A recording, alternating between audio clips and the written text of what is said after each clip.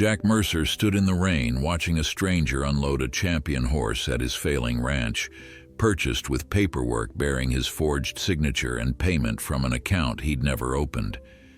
The impossible delivery would destroy his last desperate plan to save his grandfather's legacy, or become the only thing that could.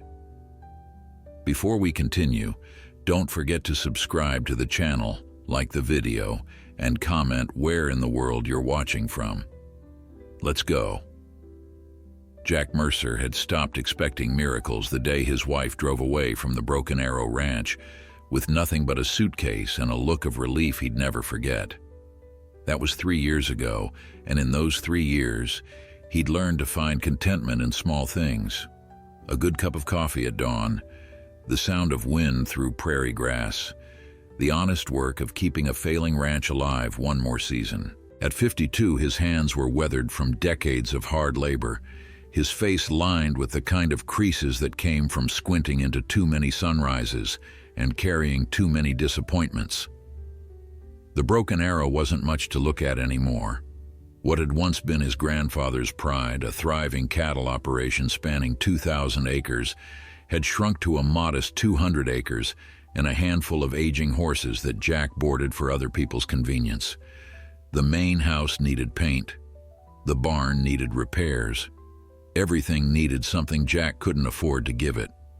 But it was his, paid for with sweat and stubbornness, and he'd be damned if he'd let it go without a fight. That Tuesday morning in late October started like any other. Jack rose before the sun, made his coffee strong and black, and headed out to feed the horses. The sky was heavy with clouds that promised rain, and the air carried that particular chill that announced winter's approach. He'd just finished mucking out the stalls when he heard the sound of a diesel engine laboring up his long driveway. Visitors were rare enough that Jack paused, pitchfork in hand, and watched as a large horse trailer rounded the bend and came into view. The rig was professional, the kind of setup that suggested serious money and serious horses. It was also completely unexpected. Jack wasn't expecting any deliveries. The few horses he boarded had been here for months, and he certainly hadn't purchased anything. His budget barely covered feed and basic supplies, let alone acquiring new animals. The driver, a young man in his 20s with the clean-cut look of someone who worked for a high-end stable, climbed out of the cab and approached with a clipboard. "Jack Mercer?" he asked, though it was more statement than question. "That's me. Got a delivery for you. One horse gelding. Paperwork says he's called Redemption." Jack's weathered face creased in confusion. "There's been a mistake. I didn't order any horse." The driver consulted his clipboard, frowning. "Says right here, Broken Arrow Ranch, Jack Mercer. You are Jack Mercer at Broken Arrow, right?" "I am, but I'm telling you, there's been a mistake. You need to check your paperwork again." The young man's expression shifted from confidence to uncertainty. He pulled out his phone and made a call, speaking in low tones to someone on the other end. Jack waited, his mind already calculating problems. If they'd made a delivery error, sorting it out would take time, and time meant standing in the cold while rain threatened. It meant paperwork and phone calls and complications he didn't need. After several minutes of conversation, the driver ended his call and turned back to Jack with an apologetic shrug. "Boss says the paperwork's clear on his end. Horse was supposed to go to Broken Arrow Ranch. Since you're the only Broken Arrow around here, this must be the place. What do you want me to do?" Jack thought about it. The logical thing would be to send the trailer back, let them sort out their mistake on their own time. But the clouds were getting darker, and he could hear the horse moving restlessly inside the trailer. Whatever this animal's story was, it wasn't his fault that humans couldn't get their addresses straight. "Leave him," Jack said finally. "I'll stable him until you figure out where he's really supposed to go." The driver looked relieved. "I'll get him unloaded for you." As the ramp lowered and the trailer door swung open, Jack got his first look at the horse that would change everything. Redemption was a magnificent bay gelding, standing about 16 hands with a coat that gleamed even in the gray morning light. His conformation was near perfect, the kind of bloodline quality that suggested generations of careful breeding. But it was the horse's eyes that caught Jack's attention. They held a wariness, a guardedness that Jack recognized immediately. This was an animal that had learned not to trust. The unloading process revealed more of the story. Redemption moved stiffly, favoring his right foreleg slightly, and when the driver tried to lead him down the ramp, the horse balked, ears pinned back in clear distress. Jack stepped forward instinctively, his voice low and calm. "Easy now, big fellow. Nobody's going to hurt you here." Something in his tone, or perhaps just the genuine patience in his approach, seemed to reach the frightened animal. Redemption's ears flickered forward, and after a long moment of consideration, he took a tentative step down the ramp. Jack maintained his position, not crowding, not rushing, just being present in that particular way he'd learned from a lifetime around horses. It took nearly 15 minutes to get Redemption fully unloaded and into the barn, but Jack didn't mind. He'd already begun to piece together the horse's story from the evidence before him. This was a talented animal, probably expensive, who'd been injured somehow. The slight lameness, the nervousness around strangers, the way he flinched when the driver moved too quickly, all pointed to a horse who'd been pushed too hard, failed to meet someone's expectations, and been discarded as a result. Before we go any further, tell us where you're tuning in from, and if you're enjoying this story, make sure you hit that subscribe button, because tomorrow we've got something special planned for you. The driver handed over a folder of papers, veterinary records mostly, along with a card. "If there's any problem, call this number. They'll sort out the payment and pickup arrangements." Then he was gone, leaving Jack alone with a horse that wasn't supposed to be there, standing in his barn on a ranch that could barely sustain itself, with rain beginning to patter against the roof in a steady rhythm. Jack looked at Redemption, and Redemption looked back, and in that moment something passed between them. Recognition, perhaps, or simply the acknowledgement of two creatures who'd been judged and found wanting by a world that demanded perfection. "You and me both, buddy," Jack said quietly. "You and me both." Jack settled Redemption into the end stall, the largest one with windows that caught the morning light when there was any to catch. The horse remained tense, every muscle coiled as if ready to bolt, though there was nowhere to go. Jack moved slowly, deliberately, narrating his actions in that low, steady voice he'd used with frightened animals for decades. "Just getting you some fresh water here, boy. And there's hay in the corner when you're ready for it, no rush. You take your time settling in." The rain had intensified, drumming against the barn roof with the kind of persistence that suggested it would last all day. Jack leaned against the stall door, watching Redemption explore his new surroundings with cautious, deliberate steps. The limp was more pronounced now that the adrenaline of travel had worn off. Not severe enough to prevent movement, but definitely present. An old injury, Jack guessed, one that had probably ended whatever career this horse had been bred for. He pulled out the paperwork the driver had left and began reading through the veterinary records. The picture they painted was both impressive and heartbreaking. Redemption was 5 years old, bred from champion bloodlines that read like a who's who of competitive show jumping. His early training notes were glowing. Exceptional natural ability, outstanding temperament, shows great promise. Then, about 8 months ago, the tone shifted. Sustained tendon injury during competition. Recommended 6 months rest and rehabilitation. The following pages documented the injury treatment, the slow healing process, and then, in stark clinical language, the final assessment. Horse shows residual lameness under stress. Not suitable for high-level competition. Recommended for retirement or lower-level recreational use. Jack could imagine how that conversation had gone. Some wealthy owner, probably someone who measured success in ribbons and prize money, receiving the news that their expensive investment would never reach the heights they'd envisioned, and so redemption had been rejected, cast aside like a tool that no longer served its purpose.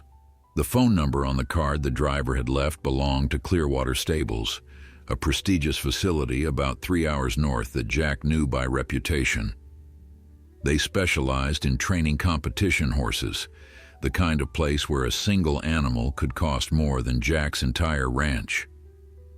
He dialed the number, expecting to reach a secretary or office manager. Instead, a woman's voice answered directly, crisp and businesslike. "Clearwater Stables, Diane speaking. This is Jack Mercer at Broken Arrow Ranch.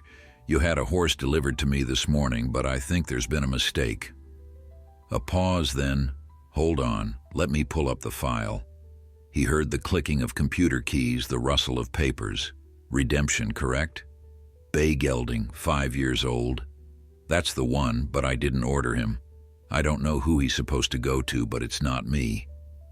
Another pause, longer this time. "According to our records, Mr. Mercer, redemption was purchased by you 3 weeks ago. Payment was received in full." "I'm telling you, that's not possible. I haven't purchased a horse in 2 years, and I certainly don't have the money for an animal like this." The woman's tone shifted slightly, less businesslike and more uncertain. "Our records show a bank transfer from an account under your name. Do you think someone might have stolen your identity?" Jack's mind raced through possibilities, none of them making sense. His bank account barely maintained enough to cover monthly expenses. There was no way someone could have made a purchase this large without him noticing. Then a thought struck him, uncomfortable and unwelcome. "Did you get a phone number with that purchase order?" "Yes, let me see." She read off a number that Jack didn't recognize. "That's not my number," he said. "Can you tell me anything else about how this sale was arranged?" "It came through one of our brokers," she replied. "The buyer specifically requested redemption, said they wanted a horse with his temperament and training despite the injury. They were very clear that the lameness wasn't an issue, that they were looking for a companion animal rather than a competitor." Jack felt something shift in his understanding. This wasn't identity theft. This was something else entirely. Something that felt both mysterious and oddly purposeful. "Did your broker say anything about why this buyer wanted the horse sent to my ranch specifically?" "I don't have those details, Mr. Mercer. But if you didn't authorize this purchase, we have a serious problem. We can arrange to have redemption picked up and brought back here until we sort this out." Jack looked back at the stall where redemption stood, still nervous but beginning to nibble at the hay. The horse had already been rejected once, deemed insufficient for his original purpose. The thought of loading him back into a trailer, sending him back to a place where he represented failure, sat wrong in Jack's gut. "Let me make some calls," Jack said finally. "I need to figure out what's going on before we start moving him around again. The horse has been through enough stress for one day." Diane agreed, though he could hear the concern in her voice.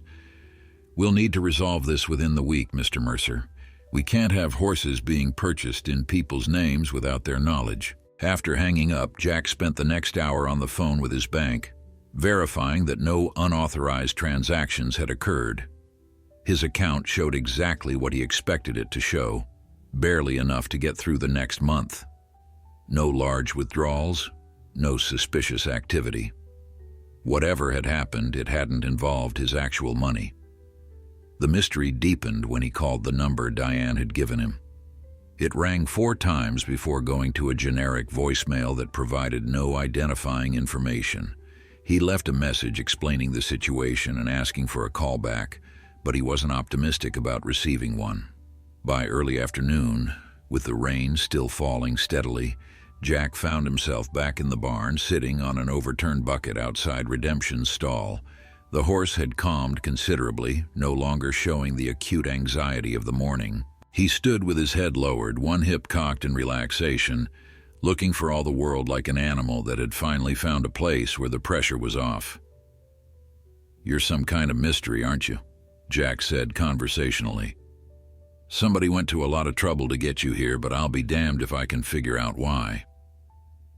Redemption's ear swiveled toward the sound of his voice, an acknowledgement without commitment. Jack appreciated that about horses. They didn't pretend to understand or care about human complications. They existed in the present moment, responding to what was actually happening rather than what might happen or should happen. His phone buzzed with a text from an unknown number. The message was brief and cryptic. "The horse is where he's supposed to be. Everything is paid for. Take care of him." Before Jack could respond or call the number, a second message arrived. "Some things aren't mistakes. They're just disguised as mistakes until you understand what they're really for." Then the number went dead. When Jack tried to call it back, he got a recording saying the number was no longer in service. He stared at his phone, then at Redemption, then back at his phone. In his 52 years, Jack had learned that life rarely provided clear answers. Most of the time, you made the best decision you could with incomplete information and hoped it worked out. Right now, his incomplete information included a valuable horse that someone had deliberately sent to his failing ranch, payment that came from an untraceable source, and cryptic messages that suggested this was all somehow intentional. The sensible thing would be to send Redemption back, wash his hands of the whole strange situation. But Jack Mercer had learned long ago that the sensible thing and the right thing weren't always the same. He looked at the horse standing peacefully in the stall, finally beginning to trust that this might be a safe place. And Jack made a decision that would change both their lives in ways he couldn't yet imagine. The first week with Redemption taught Jack more about himself than about the horse. Every morning he'd wake before dawn, make his coffee, and head to the barn with a mixture of anticipation and uncertainty that he hadn't felt in years. The horse represented something he couldn't quite name yet, some possibility that existed just beyond the edge of his understanding. Redemption's physical recovery was straightforward enough. Jack had spent enough time around injured horses to know what helped and what didn't. He started with basic care, ensuring the stall was clean and comfortable, the feed was quality, and the water was fresh. He didn't push, didn't try to rush rehabilitation or force trust. He simply showed up day after day, consistent and patient. The lameness was improving with rest, just as the veterinary records had suggested it would. By the third day, Redemption was moving more freely around his stall, the tension in his body gradually releasing. By the fifth day, he was nickering softly when Jack approached with the morning feed, a small sound that carried enormous significance. But it was the quiet moments between tasks that revealed the deeper damage. Redemption would startle at sudden movements, his eyes showing whites when Jack moved too quickly or picked up unfamiliar objects. He'd flinch away from the grooming brush until Jack showed him over and over that touch didn't have to mean pain or pressure. Someone had pushed this horse too hard, demanded too much, and left scars that went deeper than the injured tendon. Jack understood that kind of damage. His ex-wife Sarah had been a good woman who'd married a man she thought would give her stability and comfort. Instead, she'd gotten a stubborn rancher who poured everything into a failing operation, who measured his worth in acres and livestock, who couldn't see that she was slowly suffocating under the weight of his dreams. When she'd finally left, her last words to him had been simple and devastating. "You love this place more than you ever loved me." And the worst part was, Jack wasn't entirely sure she was wrong. He'd been so focused on saving the ranch, on honoring his grandfather's legacy, that he'd failed to see what he was sacrificing to do it. By the time he'd understood, she was gone, and the ranch was still failing. 3 years of solitude had given him time to think about that, to understand that sometimes the things you hold on to tightest are the very things that slip through your fingers. Now, watching Redemption learn to trust again, Jack saw a mirror of his own journey. Both of them had been found wanting by the expectations others had placed on them. Both had been rejected for failing to be what someone else needed them to be, and both were trying to figure out if there was a version of themselves that could exist beyond those failures. On the 8th day, Jack decided it was time to try something new. He entered Redemption's stall carrying nothing but a lead rope, moving with the slow deliberation that had become their shared language. The horse watched him approach, alert, but no longer panicked. "You feel like taking a walk with me, boy? Just out to the paddock, let you stretch those legs a little." Redemption's ears swiveled forward, and after a moment's consideration he lowered his head, allowing Jack to clip the lead rope to his halter. It was such a simple gesture, but it represented a monumental shift in trust. Together they walked out of the barn into the cool November morning. The rain had finally cleared, leaving the world washed clean and smelling of wet earth and dying grass. Jack led Redemption to the small paddock adjacent to the barn, opened the gate and unclipped the lead rope. For a long moment the horse simply stood there, as if unsure what to do with freedom. Then, tentatively, he took a few steps forward, and then a few more. And then, in a burst of movement that made Jack's heart leap, Redemption broke into a trot around the perimeter of the paddock. The limp was still there, but it didn't seem to bother him. He moved with joy, with the pure pleasure of a body allowed to express itself without constraint or judgment. He kicked up his heels, tossed his head, and for a few precious minutes looked exactly like what he was, a young horse experiencing the simple happiness of movement. Jack leaned against the fence, watching, and felt something tight in his chest begin to loosen. When had he last allowed himself this kind of uncomplicated pleasure? When had he last done something simply because it felt good, without calculating costs or measuring outcomes? He couldn't remember. Everything in his life had become about survival, about making it through one more season, paying one more bill, holding on to the ranch for one more year. There was no joy in it anymore, just grim determination and diminishing returns.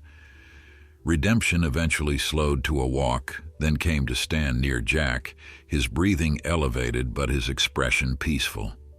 Jack reached out slowly, giving the horse time to accept or reject the contact. Redemption leaned into his hand, allowing Jack to stroke his neck in long, gentle motions. "You're something special, aren't you?" Jack said quietly. "They tried to make you into what they wanted, and when you couldn't be that, they threw you away. But maybe that's not the end of your story. Maybe there's something else you're meant to be." The words echoed in his own mind, reflecting questions he'd been avoiding for 3 years. What was he meant to be if not the successful rancher his grandfather had been? What was the Broken Arrow meant to be if not the thriving operation it had once been? And why had someone gone to such elaborate lengths to bring this particular horse to his particular ranch at this particular moment? By the second week, Jack had fallen into a routine with Redemption that felt more like partnership than care. They'd walk together each morning, the horse growing stronger and more confident with each passing day. Jack started bringing a book to the paddock, sitting on an overturned bucket while Redemption grazed, just being present without demands or expectations. In the afternoons, he'd work on basic groundwork, re-establishing the fundamentals that Redemption's high-pressure training had apparently overlooked: how to stand quietly for grooming, how to have his hooves handled without anxiety, how to respond to gentle direction rather than forceful commands. The horse learned quickly, revealing the exceptional intelligence that his breeding papers had promised. But more than that, he seemed to relax into a version of himself that Jack suspected had never been allowed to exist. Not the champion jumper someone had tried to create, but simply a horse, complex and individual and worthy of respect on his own terms. Jack's neighbor, Tom Davidson, stopped by one afternoon and found him in the paddock with Redemption. Tom was one of the few people Jack still considered a friend, a fellow rancher who understood the challenges of keeping a small operation viable in a world that increasingly favored industrial agriculture. "That's a fine-looking horse," Tom observed, leaning against the fence. "Where'd he come from?" "It's complicated," Jack replied, which was the understatement of the year. Tom raised an eyebrow but didn't push. He'd learned over the years that Jack would share what he wanted to share in his own time. They stood in comfortable silence, watching Redemption move around the paddock with his characteristic grace despite the slight limp. "You know what I've been thinking lately?" Tom said eventually. "What's that?" "That maybe the measure of a man isn't in what he builds or how much he succeeds. Maybe it's in how he handles failure, whether he can find meaning in the broken pieces or just spends his life mourning what could have been." Jack looked at his friend with new understanding. Tom's own ranch had struggled in recent years. His oldest son had left for the city, rejecting the ranching life entirely. His wife had health problems that drained their savings. Yet Tom still showed up each morning, still found reasons to smile, still maintained a fundamental optimism that Jack had lost somewhere along the way. "You think I've been mourning?" Jack asked. Tom shrugged. "I think you've been surviving, and survival is important. But at some point you've got to decide if you want to do more than just survive." His words hung in the air long after he'd driven away. Jack stood in the paddock with Redemption as the sun began to set, painting the sky in shades of orange and purple that reminded him why he'd loved this land in the first place. The horse came to stand beside him, and Jack rested his hand on Redemption's shoulder, drawing comfort from the solid warmth of living muscle and bone. Maybe Tom was right. Maybe this mysterious horse delivered to his failing ranch through means he still didn't understand wasn't just about Redemption finding a second chance. Maybe it was about Jack finding one too. The turning point came on a Thursday morning 3 weeks after Redemption's arrival. Jack was in the barn office, a cramped space that smelled of old leather and saddle soap, trying to make sense of his finances. The numbers hadn't improved through wishful thinking. Property taxes were due in 2 months, and he was short by nearly $3,000. The boarding fees from the handful of horses he kept for other people barely covered feed costs. His savings account, never robust, was down to double digits. He'd been avoiding the obvious conclusion, but sitting there with his calculator and a stack of bills, the truth was inescapable. The broken arrow couldn't sustain itself much longer, not as it currently existed. Something had to change, or he'd lose everything his grandfather had built. The thought should have filled him with panic or despair.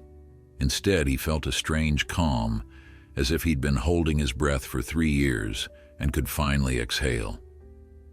Maybe letting go wasn't the same as giving up. Maybe it was just accepting reality and finding a way to move forward that honored the past without being imprisoned by it. A knock on the barn door interrupted his thoughts.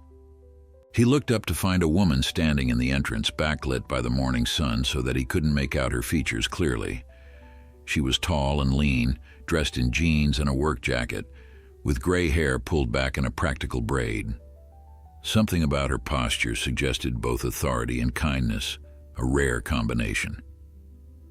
"Jack Mercer," she said, and her voice carried the slight rasp of someone who'd spent a lifetime outdoors.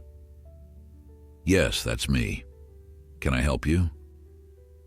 She stepped into the barn, and as his eyes adjusted, Jack found himself looking at a face weathered by sun and years but animated by intelligent blue eyes that seemed to miss nothing. "My name is Margaret Chen. I'm a veterinarian specializing in equine rehabilitation and therapy. I've been hearing some interesting things about you and a certain bay gelding." Jack felt his defenses rise immediately. "If you're here from Clearwater Stables to take Redemption back, I should tell you that legally, he was purchased in my name, even if I didn't authorize it. We're working through the confusion, but for now, he's staying here." Margaret smiled, and the expression transformed her entire face. "I'm not here to take him anywhere. I'm here because someone I trust very much asked me to check on both of you. See how you're managing with each other." The phrasing was odd enough to catch Jack's attention. "Both of us? You mean check on the horse?" "I mean check on both of you," she repeated. "Mind if I take a look at him?" Jack led her to Redemption's stall, watching carefully as she approached the horse. Her movements were practiced and confident, but never aggressive, the kind of approach that came from decades of experience. Redemption, who still showed wariness around most strangers, seemed to sense something different about this woman. He allowed her to run her hands down his legs, checking the old injury with gentle, expert touches. "The tendon damage has healed well," she observed. "He'll always have some limitation, especially under stress or in competition settings. But for general riding, light work, companionship, he's perfectly sound." "I wasn't planning to compete with him," Jack said. "I'm not even sure I'm planning to ride him. I'm just giving him a place to recover." Margaret straightened, fixing him with those penetrating blue eyes. "That's good. Because Redemption doesn't need another person trying to make him into something he's not. He needs someone who can appreciate what he is." Jack felt like he'd just been given a test he hadn't known he was taking. "Who sent you here, Dr. Chen? Call me Margaret. And I was asked to come by someone who prefers to remain anonymous, but who cares deeply about second chances." She paused, seeming to consider her next words carefully. "Have you ever heard of equine-assisted therapy, Jack?" "Can't say that I have," he admitted. "It's a growing field," Margaret explained, "using horses to help people work through trauma, anxiety, depression, various physical and emotional challenges. Horses are remarkably perceptive. They respond to our emotional states in ways that can help us understand ourselves better. They don't judge. They just reflect back what we're giving them." Jack thought about his weeks with Redemption, the way the horse had seemed to mirror his own journey from wariness to tentative trust. "I suppose that makes sense." "What if I told you," Margaret continued, "that there's a real need for programs like that in this area? That I've been looking for a suitable facility to start a small therapeutic riding center, and that I'm willing to pay significant lease fees for the right property?" Jack's mind raced ahead, seeing possibilities he hadn't considered. "You're talking about using the Broken Arrow for this kind of program?" "If you're interested," she said, "you'd maintain ownership of the property. I'd lease the facilities, bring in the necessary equipment and additional trained horses, handle the therapy sessions. You'd be welcome to participate as much or as little as you'd like. The income would be steady, probably more than you're making now with boarding, and you'd get to keep doing what you're clearly good at, working with horses that need a gentler touch." It sounded too good to be true, which immediately made Jack suspicious. "Why me? Why here? There are plenty of ranches around here in better shape than this one." Margaret smiled again. "Because someone who knows you well believed you'd be perfect for this. And because I've spent the last hour watching how you've set up your barn, observing the care you've taken with Redemption, noting the patience and respect you show. Those aren't things you can fake, Jack. They're either part of who you are or they're not." She pulled a folder from her bag and handed it to him. "This is a proposal. Take your time reading through it. Think about whether it's something that interests you. No pressure, no rush. But I will say this. Watching you with that horse tells me everything I need to know about whether you'd be good at this work." Jack took the folder, his hands trembling slightly.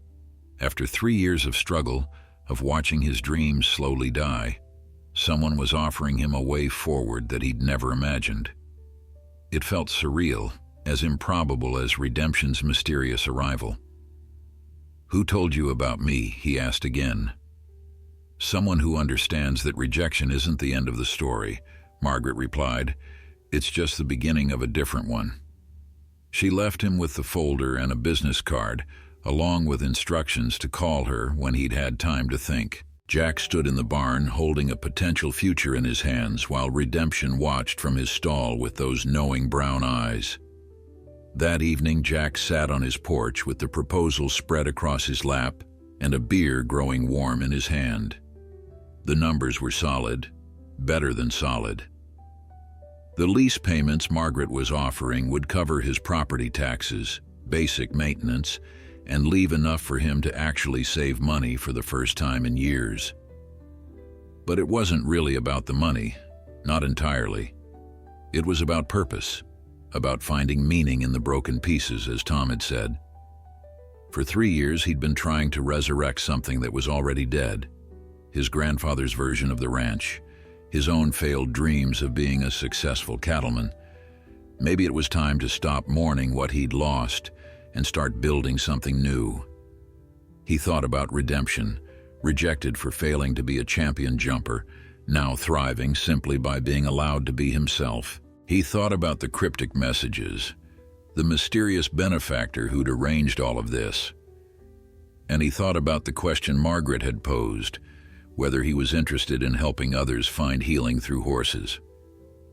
The answer, Jack realized, wasn't complicated at all. He pulled out his phone and dialed the number on Margaret's card. She answered on the second ring. "When can we start?" he asked. Her laugh was warm and genuine. "How about next week? We've got a lot of work to do, Jack, but I think you're going to be surprised at how good you are at this." After hanging up, Jack walked out to the paddock where Redemption stood silhouetted against the darkening sky. The horse raised his head, acknowledging Jack's presence with that soft nicker that had become their greeting. "You brought me more than just yourself, didn't you?" Jack said quietly. "You brought me a whole new life, and I don't even know who to thank for it." The horse, of course, offered no answers. But as Jack stood there in the gathering dark, he felt something he hadn't experienced in 3 years. Hope, real and tangible, for a future he actually wanted to wake up to. The transformation of the Broken Arrow Ranch began with small changes that accumulated into something larger than Jack had imagined. Margaret arrived the following Monday with a contractor, a quiet man named Peter, who walked the property with an assessing eye, making notes and taking measurements. They spent hours discussing what needed to be done, which existing structures could be repurposed, where new ones would need to be built. Jack found himself contributing more than he'd expected. His decades of ranching experience meant he understood things about the land, the weather patterns, the way water drained during storms, details that would matter when they were bringing vulnerable people onto the property. Margaret listened to his observations with genuine interest, incorporating his suggestions into the evolving plan. By the end of that first day, they had sketched out a vision that both excited and terrified him. The main barn would be retrofitted with better lighting and climate control. The large paddock would be subdivided into smaller therapeutic spaces. A covered arena would be built for year-round sessions. The old bunkhouse, unused since his grandfather's time, would become an office and meeting space. The cost of all this made Jack's head spin until Margaret explained the funding structure. She'd secured grants from several sources dedicated to mental health services and veteran rehabilitation. She had investors who believed in equine therapy's potential, and she had her own substantial savings earned from 40 years of veterinary practice. "Your investment is the land and your expertise," she told him. "That's not nothing, Jack. That's everything this program needs to succeed." The physical work began within days. Peter's crew arrived with materials and equipment, and the sounds of construction became the new soundtrack of Jack's mornings. He worked alongside them when he could, his rancher's skills proving useful for everything from fence repairs to basic carpentry, but his primary focus remained on the horses. In addition to Redemption, Margaret began bringing in other animals, carefully selected for their temperaments and training. There was Penny, a stout paint mare with endless patience. Apollo, an older thoroughbred who'd spent his racing career in the back of the pack, but had a gentle soul. Daisy, a miniature horse who stood barely 3 feet tall, but had the courage of a much larger animal. Each horse had a story. Each had been rejected or discarded by someone who'd seen them as insufficient. And each, Jack noticed, seemed to relax into life at the Broken Arrow with the same grateful relief that redemption had shown. Watching Margaret work with these horses taught Jack things he hadn't learned in 40 years around animals. She had an intuitive understanding of equine psychology, a way of reading their subtle communications and responding appropriately. More importantly, she saw each horse as an individual with specific needs and capabilities, not as interchangeable tools for human use. "This one needs more personal space when she's working," Margaret would explain, indicating Penny.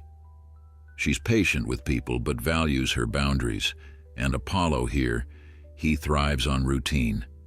Changes in schedule make him anxious, so we'll always feed him first, same time every day." Jack absorbed these lessons, applying them not just to the therapy horses but to his approach with redemption. He began to notice things he'd missed before, subtle shifts in the horse's body language that indicated discomfort or contentment, patterns in his behavior that revealed preferences and dislikes. The more attention Jack paid, the more redemption seemed to trust him. By the end of the first month, the horse would come when called, something he'd never done before. The first client arrived on a gray December morning, 6 weeks after Margaret's initial visit. Her name was Amanda, a 19-year-old college student home for winter break, struggling with anxiety so severe that she'd withdrawn from school. Her mother brought her, and Jack could see the girl's reluctance in every line of her body as they walked from the car to the barn. Margaret greeted them warmly, but without false cheerfulness, respecting Amanda's obvious discomfort. "Today we're just going to spend some time with the horses," she explained. "No riding, no pressure, just being present and seeing how you feel." Jack hung back, uncertain of his role in all this. Margaret had explained that he'd be assisting with sessions, helping with the horses and providing support, but he felt wholly inadequate to help someone with serious mental health struggles. What did he know about therapy? He was just a rancher who'd failed at keeping his own life together. But as Margaret led Amanda into the barn, she caught Jack's eye and gave him a subtle nod. "Trust yourself," her expression seemed to say. "You know more than you think." They started with Daisy, the miniature horse. Something about the small animal's non-threatening size seemed to ease Amanda's tension slightly. Margaret showed her how to approach, how to let Daisy sniff her hand, how to stroke the soft nose and fuzzy ears. Amanda's movements were tentative at first, but as Daisy leaned into her touch with obvious pleasure, something shifted in the girl's expression. "She's so soft," Amanda whispered, the first word she'd spoken since arriving. Jack watched from a few feet away, brushing down Penny and trying to appear occupied, while secretly observing the interaction. He saw Margaret's skill in knowing when to guide and when to step back, when to explain, and when to let silence do the work. After 20 minutes with Daisy, Margaret suggested they visit some of the larger horses. "Would you like to meet Redemption? He's special to Jack here. He came to us in need of healing, just like you're here seeking the same thing." Amanda looked at Jack for the first time, really looked at him, and he saw recognition in her eyes. Not of him specifically, but of something shared. The understanding that being broken wasn't permanent, that healing was possible. As they walked to Redemption's stall, Jack found himself telling Amanda the story, how the horse had arrived unexpectedly, rejected for an injury that ended his competition career, how scared and wary he'd been, how patient time and gentle handling had helped him begin to trust again. "I won't lie to you," Jack said, surprising himself with his honesty. "When he first got here, I didn't know if he'd ever be okay. He'd been hurt, and not just physically. Someone had pushed him too hard, expected too much, and when he couldn't deliver, they threw him away. That kind of rejection, it leaves marks." Amanda nodded slowly. her eyes fixed on Redemption, who stood calmly in his stall watching their approach. "How did you help him?" "She's not broken, just different than what someone wanted her to be." "I just gave him time," Jack replied, "and space to figure out who he was without all that pressure. Let him know he was valued just for being himself, injury and all." Redemption extended his nose toward Amanda, and after a moment's hesitation, she reached out to touch him. The horse's eyes were soft, patient, as if he understood something about this anxious young woman that Jack was only beginning to grasp. Over the next hour, Jack watched Amanda slowly relax in Redemption's presence. She brushed his coat under Margaret's gentle instruction, learning the meditative rhythm of grooming.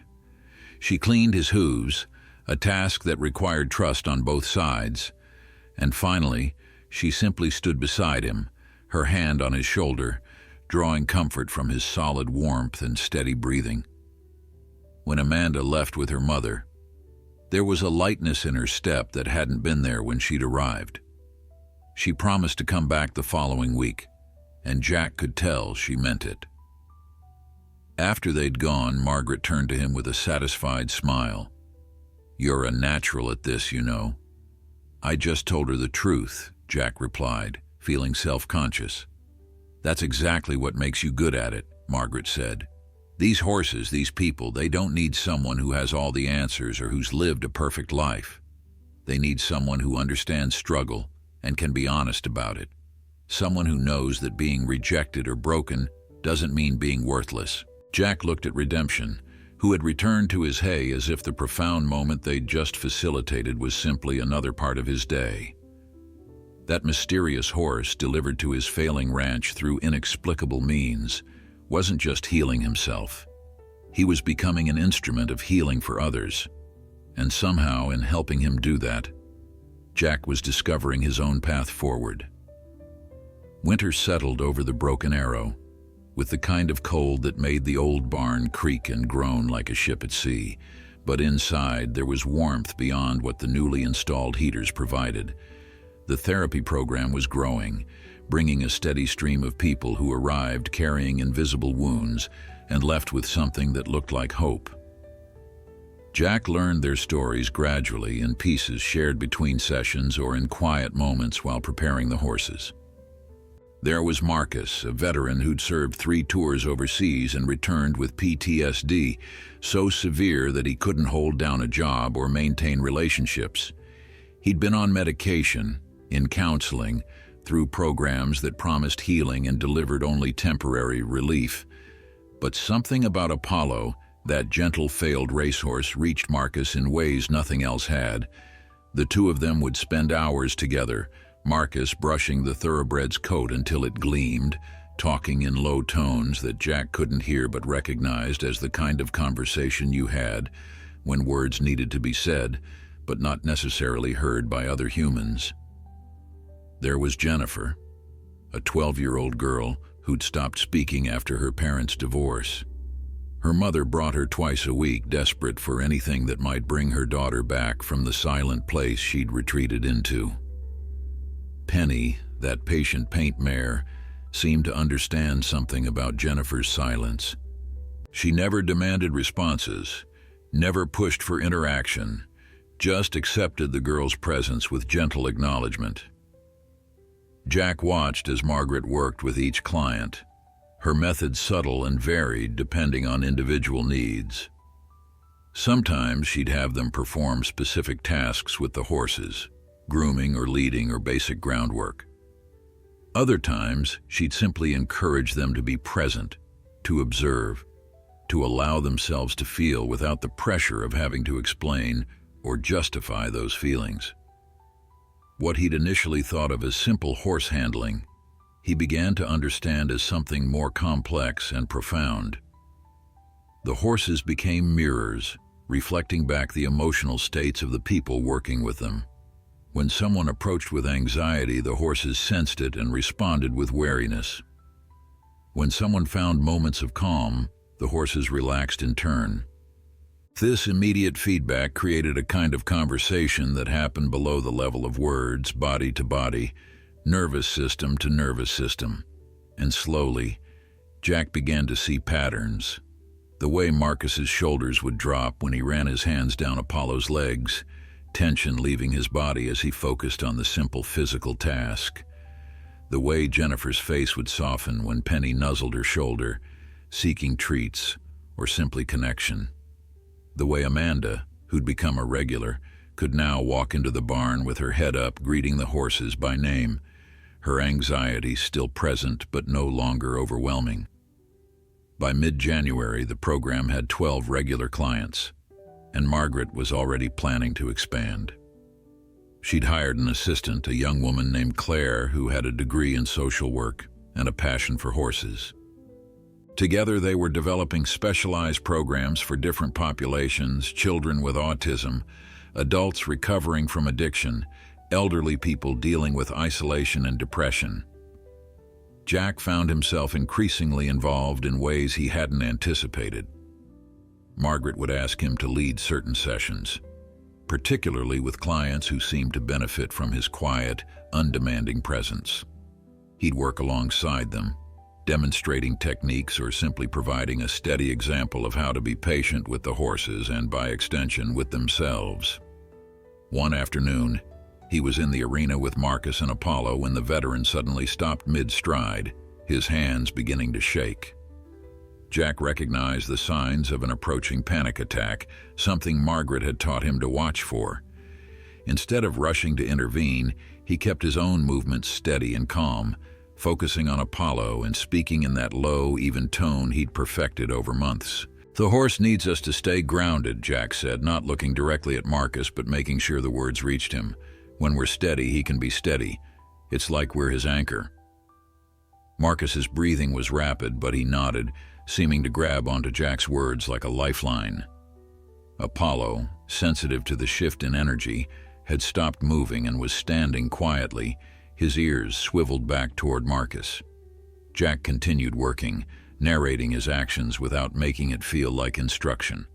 "I'm just going to check his near hoof here, make sure there's nothing caught in the frog. Sometimes doing simple physical tasks helps me when my mind wants to run away with worry."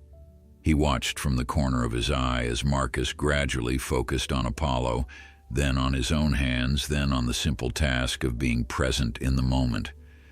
The panic didn't disappear entirely, but it didn't escalate either. After several minutes, Marcus managed to speak. "Sorry about that." "Nothing to apologize for," Jack replied, straightening and meeting the younger man's eyes.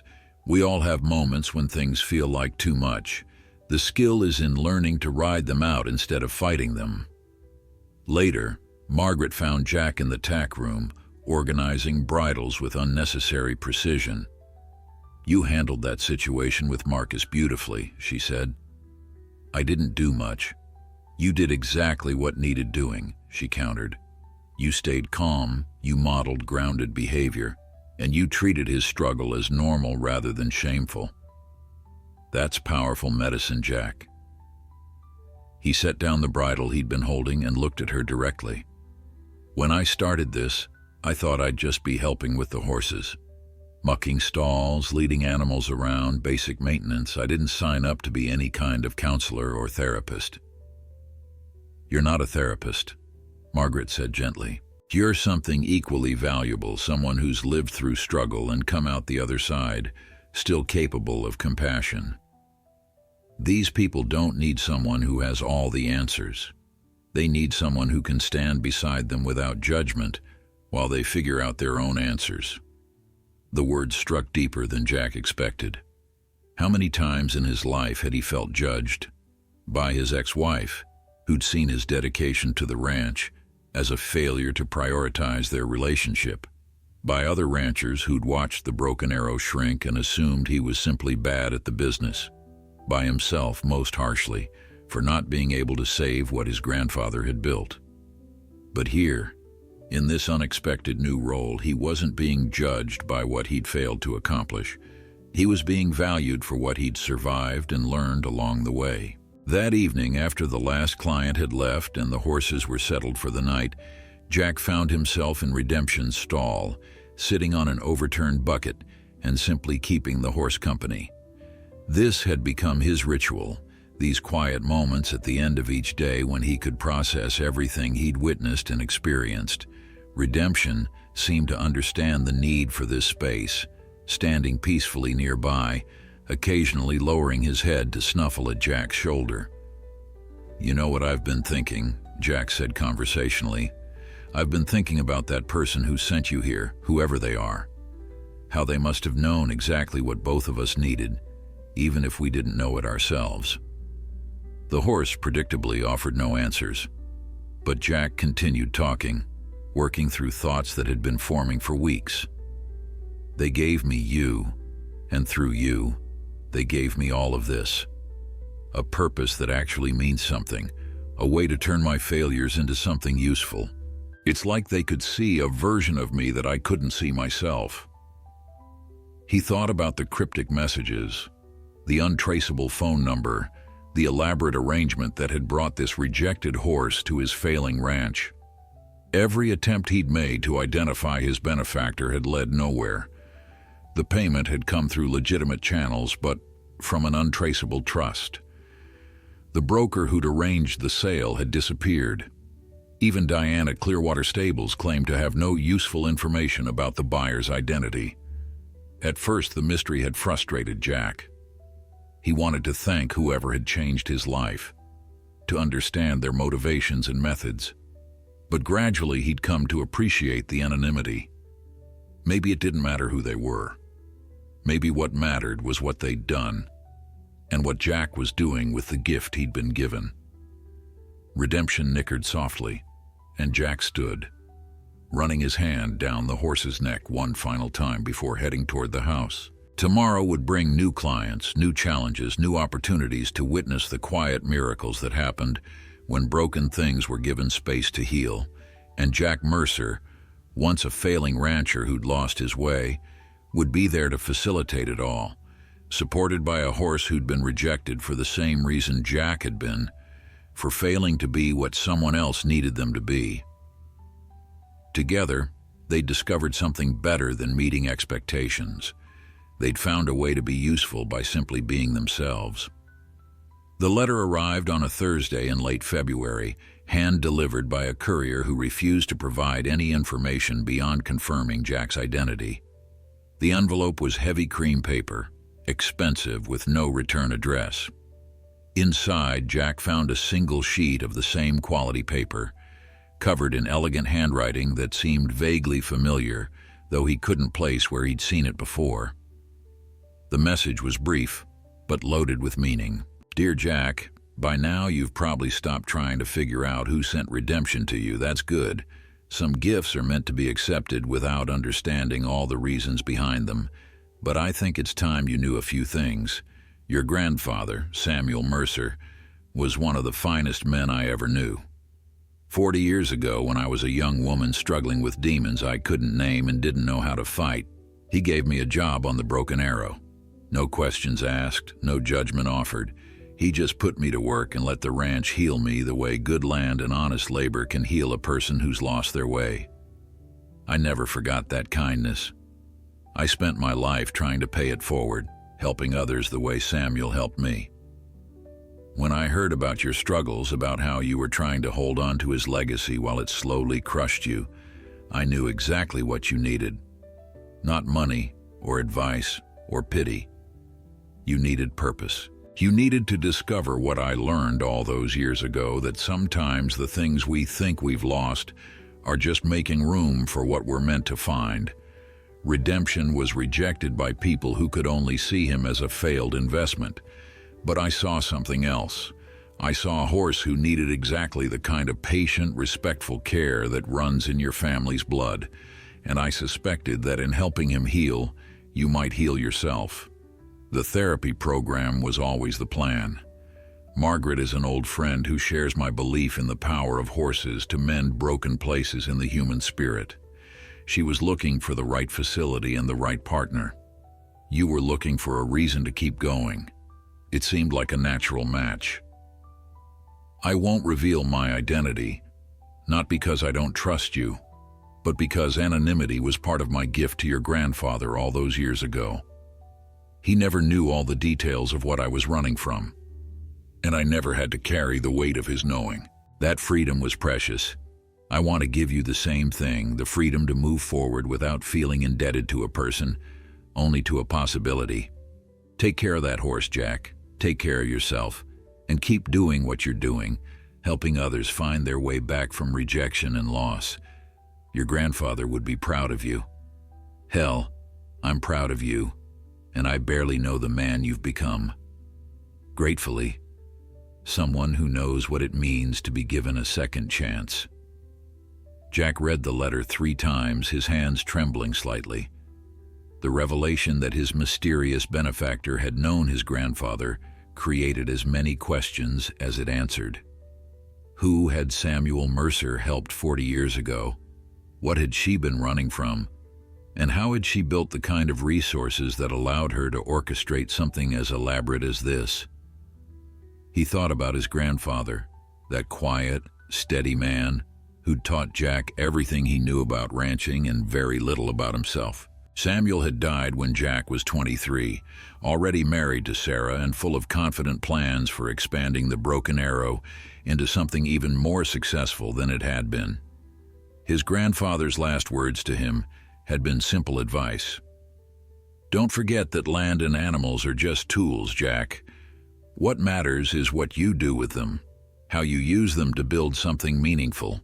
At the time, Jack had interpreted that as encouragement to grow the business, to measure success in acres and livestock.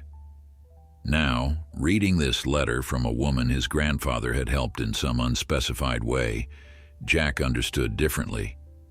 His grandfather had used the ranch as a tool for healing, for giving someone a second chance when they needed it most. And now, through this elaborate chain of anonymous kindness, Jack was doing the same thing. The weight of that realization settled over him like a physical presence. He wasn't failing his grandfather's legacy by transforming the ranch into something different. He was honoring it by discovering its deepest purpose. That afternoon, a new client arrived, and Jack tucked the letter into his desk drawer, intending to think more about it later. But the young man who climbed out of his truck with obvious reluctance demanded all of Jack's attention. His name was David, and the referral had come from a local suicide prevention program. He was 18 years old and had attempted to take his own life twice in the past year. Margaret had warned Jack about this case, explained that David was deeply depressed and resistant to most forms of therapy. His parents were desperate, grasping at anything that might help their son find a reason to keep living. Jack felt wholly inadequate to the task of helping someone in such profound pain, but Margaret's confidence in him was absolute. You understand rejection, she'd said simply. You understand what it feels like to believe you failed at being who you're supposed to be. That understanding is exactly what David needs right now. David walked into the barn with his shoulders hunched and his eyes fixed on the ground, the physical embodiment of someone who'd given up. Jack didn't try to force conversation or fake cheerfulness. He simply led the young man to Redemption's stall and began the routine he'd performed hundreds of times. This is Redemption, Jack said, his voice matter-of-fact. He came here about 4 months ago after being rejected by the people who bred him. He was supposed to be a champion jumper, but an injury ended that career before it really started. So they threw him away, figured he was worthless if he couldn't do the one thing they'd created him for. David looked up for the first time, his eyes meeting Redemption's across the stall door. Something passed between them, that inexplicable recognition that happens sometimes when a wounded soul met another wounded soul.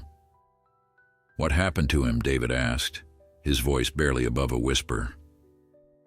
He learned that being rejected didn't mean being worthless, Jack replied. He learned that there were other ways to matter, other purposes beyond the narrow one someone else had assigned to him. And he learned that healing takes time, but it's possible if you're patient with yourself. David reached out tentatively, and Redemption moved closer to the stall door, allowing the young man to touch his nose. The horse stood perfectly still, as if understanding the fragility of this moment. For the next hour, Jack worked with David and Redemption, teaching basic grooming techniques and explaining the horse's story in more detail. He talked about the mystery of how redemption had arrived, about the journey from terrified and broken to confident and purposeful.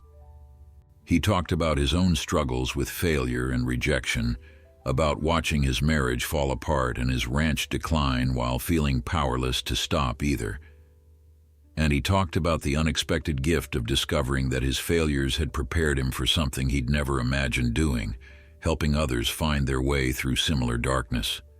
David listened more than he spoke, but Jack could see something shifting in the young man's posture.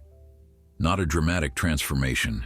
Healing was never that simple, but a slight easing of the crushing weight he'd been carrying. By the end of the session, David had agreed to come back the following week.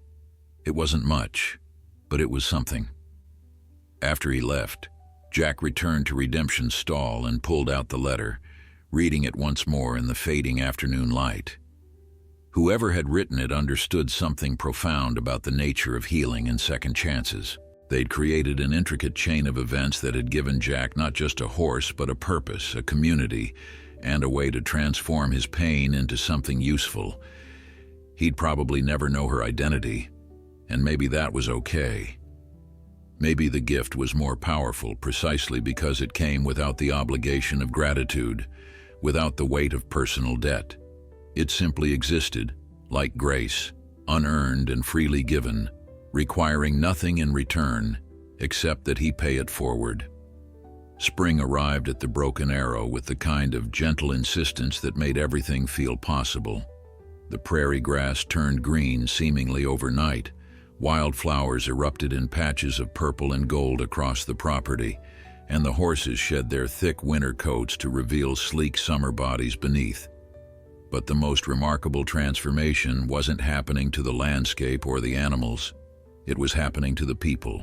David had been coming 3 times a week for 2 months, and while his depression hadn't vanished, it had loosened its stranglehold enough that he'd enrolled in community college classes for the fall. He'd even started bringing his sketchbook to sessions, sitting in the paddock with Redemption and drawing while the horse grazed nearby. The art was dark sometimes, honest representations of the battles he was still fighting, but it was also beautiful in ways that suggested he was beginning to see himself as something other than broken. Jennifer, the silent 12-year-old, had finally spoken during a session the previous week. Just 3 words whispered to Penny while brushing the mare's mane. "I love you." But her mother had burst into tears, and even Margaret had to turn away to compose herself. 3 words that represented months of patient work, of creating a safe space where silence was acceptable until it wasn't needed anymore. Marcus had started volunteering at the ranch, helping with morning feeding and basic maintenance. The structure seemed to help him, giving his days purpose and his hands useful work to do. He'd also begun bringing other veterans, guys from his support group who were struggling with their own demons. The Broken Arrow was developing a reputation in the mental health community as a place where healing happened quietly, without fanfare or promises, just steady work and patient animals who asked nothing except presence. Jack found himself busier than he'd been in years, but it was a different kind of busy than the desperate scrambling of trying to keep a failing ranch alive. This was purposeful activity, work that filled him up rather than draining him empty. Margaret had officially made him a program coordinator, which came with a small salary on top of the lease payments. For the first time since Sarah left, Jack had money in his savings account and the ability to make plans beyond next month's bills. But the financial stability, while welcome, wasn't what kept him getting up before dawn with renewed energy.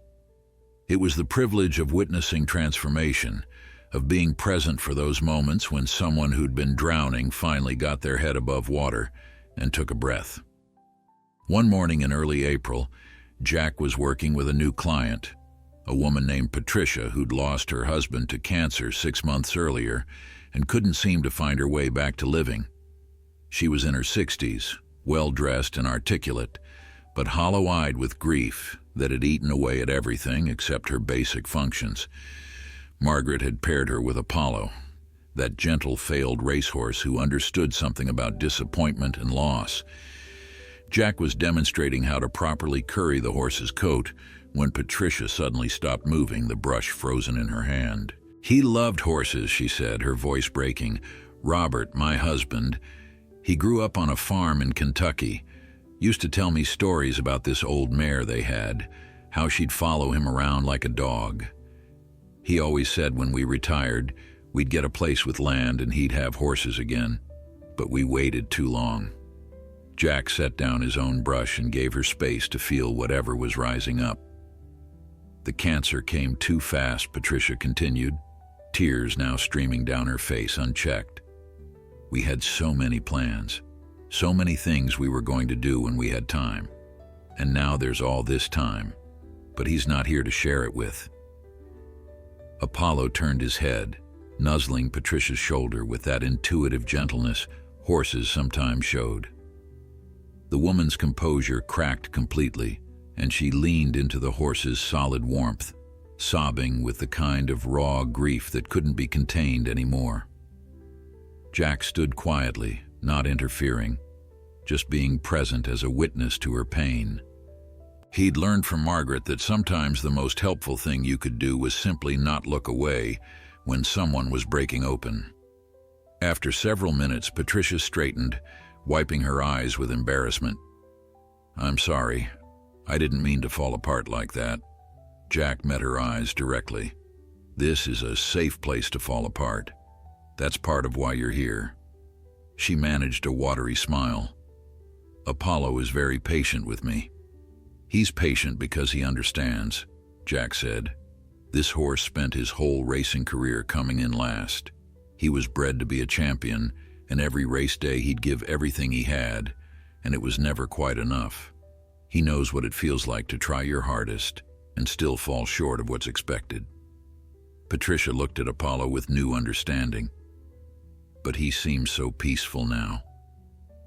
"That's because he finally got to stop trying to be something he wasn't built to be," Jack explained. "He got to just be a horse, a good horse with a gentle heart, and that turned out to be enough. More than enough, actually. He's helped a lot of people here." The parallel wasn't subtle, but sometimes healing didn't require subtlety. Patricia spent the rest of the session working quietly with Apollo, and when she left, she scheduled appointments for the next 3 weeks. Jack's phone rang that evening as he was finishing the last of the barn chores. The number was blocked, which immediately sent his thoughts to his mysterious benefactor. He answered quickly. "Hello? Mr. Mercer, this is Diane from Clearwater Stables. We spoke several months ago about redemption." Jack's heart sank. He'd almost forgotten that technically, the horse's ownership status was still complicated. "Yes, I remember." "We have a situation," Diane continued, and her voice carried an odd mixture of emotions Jack couldn't quite identify. "The original buyer, the one who arranged redemption's purchase and delivery to your ranch, has passed away." The news hit Jack harder than he'd expected. That anonymous benefactor who'd known his grandfather, who'd orchestrated this entire transformation of his life, was gone before he'd ever gotten to thank them. "I'm sorry to hear that," he managed. "I understand this creates complications with redemption's ownership, but I want you to know that he's thriving here. He's become essential to our therapy program." "Actually, that's why I'm calling," Diane said. "The buyer's estate attorney contacted us. Apparently, full ownership of redemption was always intended to transfer to you. The purchase was essentially a gift, structured in a way that would force you to accept it before you knew what you were accepting. The attorney is sending you the paperwork, along with a letter that the buyer left for you." Jack felt tears prick his eyes unexpectedly. She thought of everything, didn't she? "She? So you knew it was a woman?" "I received a letter from her a couple months ago," Jack admitted. "She told me she'd worked for my grandfather 40 years ago, that he'd given her a second chance when she needed it. But she never revealed her identity." "The attorney won't give me her name either," Diane said. "Just said she was a very wealthy woman, who spent her life helping people quietly, anonymously. Apparently, you weren't her only project, but you might have been her last one. They talked for a few more minutes, sorting out the logistics of the ownership transfer. After hanging up, Jack walked out to the paddock where Redemption stood silhouetted against the sunset. The horse raised his head, acknowledging Jack's presence with that soft nicker that had become their greeting. "She's gone," Jack told him quietly. "The woman who brought us together, who saw what we both needed before we knew it ourselves. She's gone, and I never got to thank her." Redemption walked over to the fence, and Jack reached out to stroke his neck. The horse's presence was solid and warm, real in a way that defied all the mystery and uncertainty surrounding his arrival. "She gave me you," Jack continued, his voice rough with emotion. "And through you, she gave me back myself. Gave me a reason to wake up that didn't feel like punishment. How do you thank someone for that, especially when they made sure you'd never be able to?" The prairie wind carried the scent of new grass and wildflowers, the same wind that had blown across this land for thousands of years before Jack's grandfather had built the Broken Arrow, before Jack had nearly lost it, before a mysterious woman had saved it by sending a rejected horse to a failing rancher. Some questions didn't have answers. Some gifts couldn't be repaid. You just had to accept them with grace and do your best to pass them forward. Tomorrow, the attorney's letter would arrive, possibly providing more context about his benefactor's identity and motivations.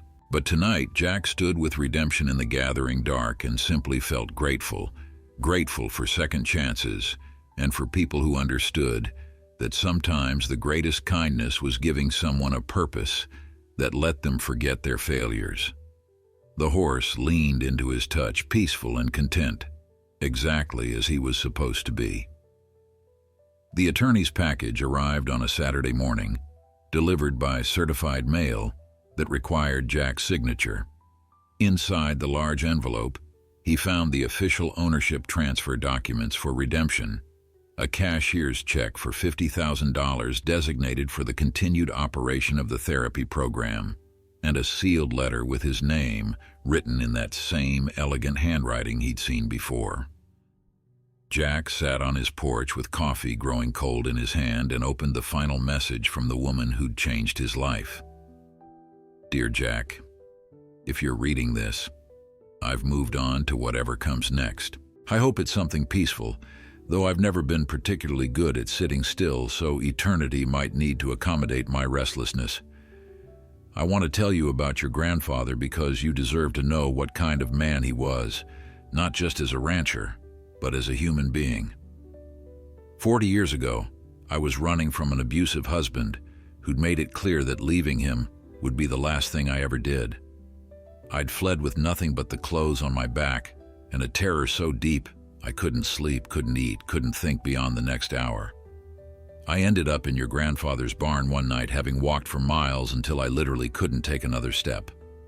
I fell asleep in the hay, and when I woke, Samuel Mercer was sitting nearby with a thermos of coffee and some breakfast.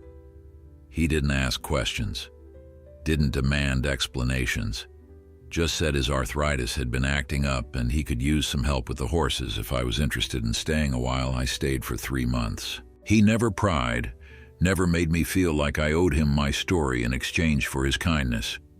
He just put me to work and let the ranch do what good land does, which is remind you that life continues, that seasons change, that even the hardest winters eventually give way to spring. When I was ready to leave, he gave me enough money to start over somewhere safe. He also gave me something more valuable, the understanding that one person's kindness could literally save a life, and that I had a responsibility to pass that gift forward whenever I could. I spent the next 40 years doing exactly that. I was fortunate enough to build a successful business, which gave me resources to help others quietly, anonymously, the way Samuel had helped me. I've funded dozens of projects, helped hundreds of people, but you, Jack, you were always going to be my last gift. When I heard you were struggling to hold on to the broken arrow while it slowly broke you, I recognized the pattern as you were doing what I'd done before your grandfather intervened, hanging on to something out of guilt and duty and stubbornness, unable to see that letting go of one version of survival might open the door to something better. I knew you needed more than money. Money would just delay the inevitable. You needed purpose.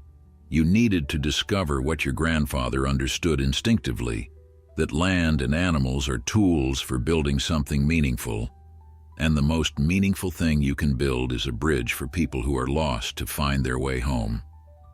Redemption was that bridge for you, just as the broken arrow was a bridge for me all those years ago. I saw a rejected horse and a failing rancher, and I understood that what you both needed was each other.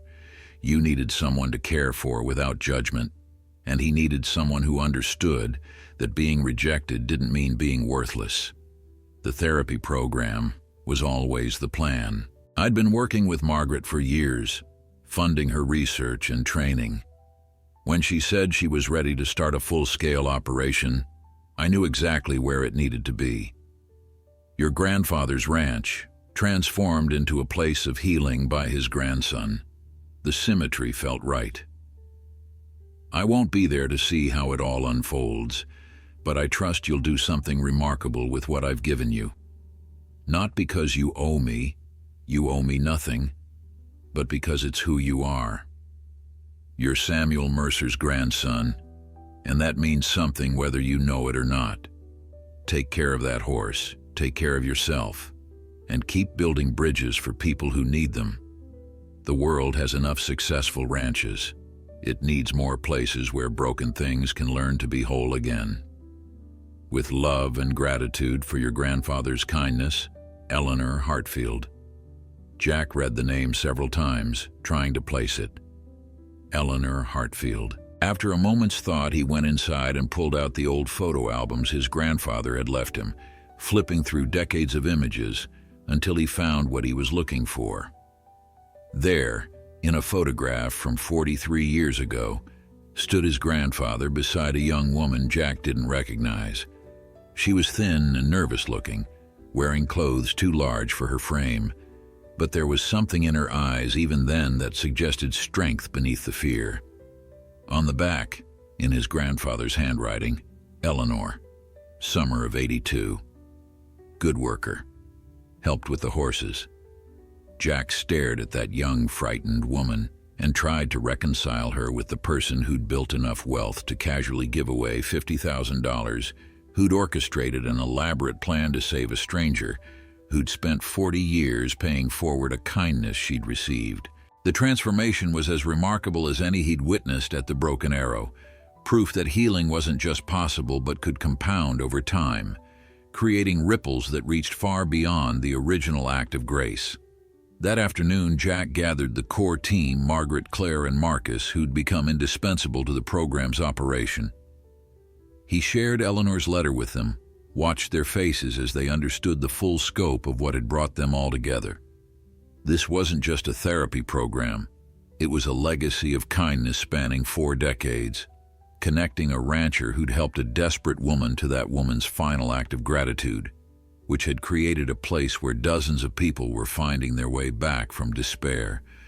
"We need to name it," Margaret said quietly. "The program, the ranch, whatever this is we're building, it needs a name that honors what Eleanor started." "The Eleanor Hartfield Center for Equine Therapy," Claire suggested. "Too formal," Marcus objected. "She operated anonymously for 40 years. Don't think she'd want her name plastered everywhere now." They debated various options, finally settling on something that felt right. The Second Chance Ranch, simple, direct, and true to what they were offering. Another opportunity for people and horses who'd been rejected or broken or lost to find purpose and healing. Jack filed the necessary paperwork that week, officially transforming the Broken Arrow into something new while honoring its history. The sign went up at the entrance to the property, hand-carved by a local craftsman who'd heard about the program and wanted to contribute. Under the name, a smaller inscription: founded in memory of Eleanor Hartfield and Samuel Mercer, who understood that everyone deserves a second chance. The program's growth accelerated after that, as if Eleanor's blessing from beyond the grave had opened doors that had been closed before. Referrals came from therapists, doctors, schools, and veterans organizations. The waiting list grew long enough that Margaret began talking about expanding, perhaps acquiring adjacent property or starting satellite locations. Jack found himself in the unusual position of having more opportunities than he could manage, a stark contrast to the years of watching possibilities shrink and options disappear. But he was careful not to grow too fast, remembering that quality mattered more than quantity, that each person who came to the ranch deserved the same patient, individualized attention that had made the program effective. By early summer, David had taken a job at the ranch, working part-time while attending classes. His transformation from suicidal teenager to someone with plans and hope had been gradual, but undeniable. He'd recently brought his girlfriend to meet the horses, introducing her to redemption with obvious pride. "This is the horse that saved my life," he'd said simply, and Jack had to turn away to hide his emotion. Patricia had started a support group for widows and widowers, meeting monthly at the ranch. They'd spend time with the horses, share their grief and slowly emerging hope, and remind each other that surviving loss didn't mean betraying the people they'd lost. Jennifer was talking now, not constantly, but enough. Her mother reported that she'd started singing again, something she hadn't done since before the divorce. The sound of her voice, tentative but growing stronger, felt like a small miracle every time Jack heard it. And Marcus, steady Marcus, who showed up every morning regardless of his own struggles, had become Jack's right hand. Together they'd built something that neither could have created alone, a community of healing that honored both human and animal dignity. 1 year after Redemption's arrival, Jack stood at the paddock fence watching the sunset paint the prairie in shades of gold and crimson. The ranch looked different now, not just physically with its new arena and updated facilities, but in some essential way that had nothing to do with buildings or fences. It felt alive again, purposeful, exactly as his grandfather had intended when he'd first established the Broken Arrow decades ago. Behind him, he could hear voices from the barn where the evening session was wrapping up, laughter, the kind that came from genuine joy rather than polite obligation, the sound of healing happening in real time. Margaret emerged from the barn with her clipboard, her gray braid slightly disheveled from a long day. "Another good day," she said, settling beside him at the fence. "We had a breakthrough with the new client, the one from the VA hospital. He actually smiled today. First time his caseworker has seen that in 6 months." Jack nodded, familiar with the incremental nature of recovery. Those small victories meant everything. "You know what I've been thinking about?" Margaret continued. "How many people Eleanor Hartfield must have helped over 40 years. We'll never know the full scope of it, but if this program is any indication, she changed hundreds of lives, maybe thousands. And it all started because my grandfather saw someone who needed help and didn't ask questions," Jack said. "Just offered what he could and trusted it would be enough." "That's the model we're following here," Margaret observed. "Not trying to fix people or force them into predetermined paths of healing, just offering space and patience and letting them find their own way forward." Redemption appeared from around the side of the barn, moving with that distinctive gait that still showed traces of his old injury, but no longer seemed to bother him. The horse had gained weight since his arrival, his coat gleaming with health, but the biggest change was in his eyes. The wariness had been replaced by confidence, the fear by curiosity. He came directly to Jack, lowering his head for the scratch behind the ears that had become their ritual greeting. "You're looking good, buddy," Jack said softly. "Ready for tomorrow?" They had something special planned for the next day.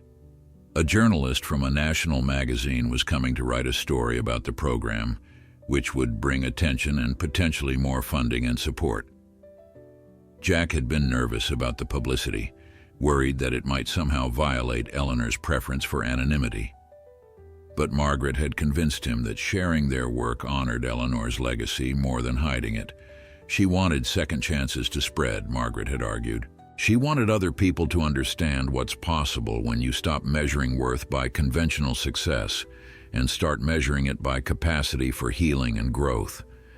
The article would focus on the program's methods and impact, with redemption featured prominently as the horse who'd started it all.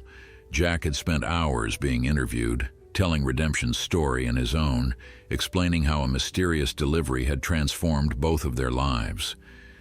The journalist had been particularly interested in the anonymous benefactor angle, but Jack had kept Eleanor's identity private, honoring what he understood to be her wishes. Some mysteries were meant to remain unsolved, he'd told the reporter. What matters isn't who gave the gift, but what we're doing with it. As darkness settled over the ranch, the last of the day's clients drove away, and the horses settled into their evening routines. Jack made his final rounds, checking water buckets and securing stall doors, the familiar tasks grounding him in the present moment. When he reached Redemption's stall, he found David already there, sketching the horse by the light of a lantern. The young man looked up with a smile that would have been unimaginable a year ago. "Hope you don't mind," David said. "I wanted to capture him in this light. He looks almost golden." Jack leaned against the stall door, watching the artist work. The sketch was taking shape beautifully, capturing not just Redemption's physical form, but something of his essential nature, strength combined with gentleness, power tempered by patience. "You've got real talent," Jack observed. David shrugged modestly, but Jack could see the pleasure the compliment brought. "I've been thinking about art school. Maybe next year, after I get more credits at community college." The transformation in this young man, from someone who'd twice tried to end his life to someone making plans for the future, represented everything the Second Chance Ranch was meant to accomplish. Not dramatic overnight cures, but steady progress, small victories accumulating into something that looked like hope. After David left, Jack remained in the barn, reluctant to end the day. These quiet moments had become his favorite part of the routine when the work was done, and he could simply be present with the horses and his thoughts. He pulled out his phone and looked at the photo he'd saved there, the one from his grandfather's album showing Eleanor Hartfield as a young, frightened woman standing beside Samuel Mercer. He'd created a small shrine of sorts in his office, that photo alongside Eleanor's letters and the documents transferring Redemption's ownership, not to worship the past, but to remember where grace had entered his life and changed everything. His phone buzzed with a text from Tom Davidson, his neighbor and friend, heard about the magazine article. "Proud of you, Jack. You've turned that old place into something special." Jack smiled, typing back a response.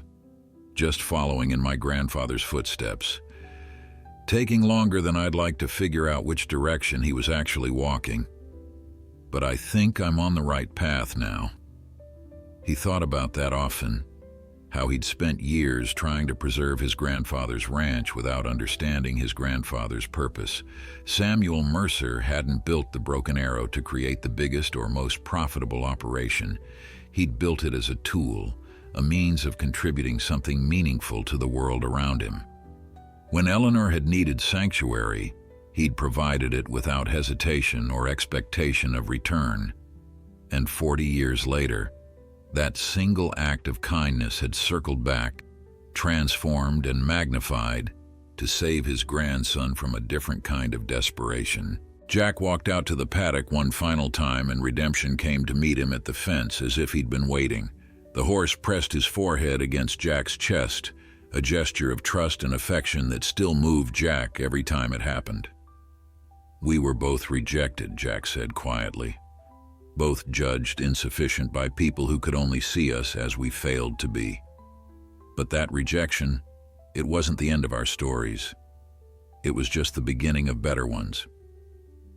The prairie stretched endlessly around them, vast and beautiful and full of possibility. Somewhere in the darkness, other rejected things were waiting for their second chances. Other people were struggling with failures they couldn't transcend alone. Other horses were being discarded for not meeting impossible expectations. But here at the Second Chance Ranch, built on a foundation of anonymous kindness and stubborn hope, there would always be space for one more. One more person who needed to discover that rejection wasn't permanent, that failure could be transformed into purpose, that sometimes the wrong ranch turned out to be exactly the right place after all. Jack stood with redemption under the stars, grateful for mysteries he'd never solve and gifts he could never repay, committed to passing forward the grace that had saved them both. Tomorrow would bring new clients, new challenges, new opportunities to witness the quiet miracles that happened when broken things were given space to heal. But tonight, this moment was enough. A rejected horse and a failing rancher, both finding redemption in the last place either had expected to look. In each other and in the work of helping others discover what they'd learned through hard experience, that being rejected by one path often meant being redirected toward a better one, if you had the courage to keep walking long enough to find it.